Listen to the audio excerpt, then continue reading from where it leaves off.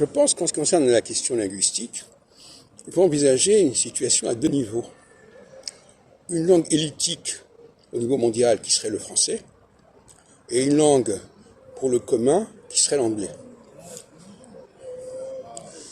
L'anglais est une langue finalement bâtarde, certes, mais facile à comprendre, facile à utiliser relativement, qui ne développe pas un sens extrêmement puissant de la réflexion, de la pensée, parce que c'est une langue qui ne favorise pas les rapprochements, qui se perd dans tous les sens, qui est synonymique, qui est colonisée par l'endettement par rapport au français.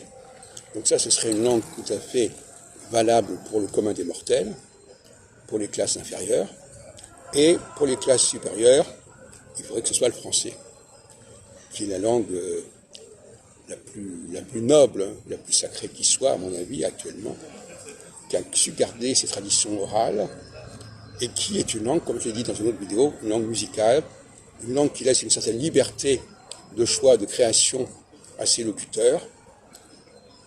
Et en ce qui concerne le monde francophone, il ne faut pas se faire d'illusions. Beaucoup de francophones sont bilingues. Et en réalité, souvent les francophones venus d'Afrique parlent une autre langue et préfèrent être dans une autre langue, qui est beaucoup plus accessible.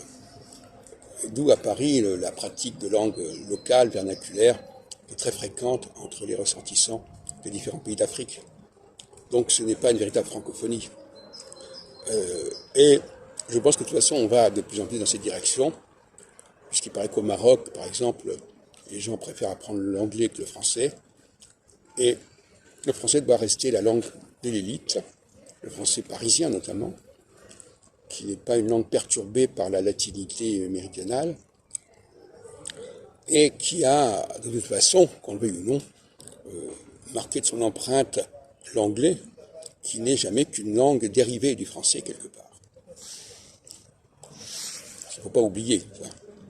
C'est une langue colonisée depuis l'invasion normande du XIe siècle, probablement avant d'ailleurs, et une langue empruntée, comme on dit, quelqu'un qui a un langage emprunté, qui a un comportement emprunté.